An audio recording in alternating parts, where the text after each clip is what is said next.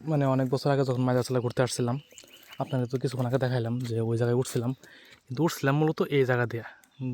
বাইকটা এই জায়গায় পার্কিং করে দেন উঠছিলাম এই জায়গা দিয়ে। মানে দেখেন প্রচুর খাড়া, মানে ক্যামেরা এরকমভাবে বোঝা যাচ্ছে না, কিন্তু একদম মানে উঁচুতে যে গাছটা দেখা যাচ্ছে না দূরে, ওই গাছ পর্যন্ত মূলত খাড়া, তারপর থেকে সমান ওই যে যে বস্তাগুলা ফেলে রাখছে ওইগুলা।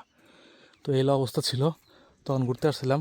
আসলে তখন দুজন আসছিলাম, তখন মনে করেন যে আর কেউ ছিল না, মানে এরকম নির্জন পরিবেশ, ভয় লাগতেছিল, কিন্তু তারপরে উঠছিলাম বাইকটা এইরকম জায়গায় রেখে উঠছিলাম। তো দেন ওই জায়গায় আর্মিরা ছিল, তো ওরা বললো যে ওই জায়গায় কি, ওই জায়গায় কি, নেয় পড়ো। ওরা নেমে গেলাম। তো যার কারণে তখন ঘুরতে পারছিলাম না, কিন্তু আজকে আবার ফাঁকা ছিল, তো এই কারণে একটু সময় কাটালাম ওই জায়গায় বসে। তো ভালোই, এই জায়গায় প্রচুর খারাপ ভাই, আর প্রচুর রিক্স। এই জায়গায় দেয় গাছ ধরে ধরে তারপর উঠা লাগছে আমাদের। তো এখন সামনে যাব, সামনে রাস্তা আসলে বেশি ভালো না, খারাপ ধরতে চলে। দেখা যায় যে কোনো কাতা নাই, কিচ্ছু নাই, কিন্তু আসলে মাটিগুলো প্রচুর নরম। লাল মাটি হইলে কী হবে, কিন্তু প্রচুর নরম।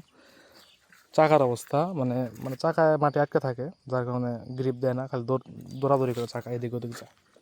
তো দেখা যাক কোন পর্যন্ত যাইতে পারি।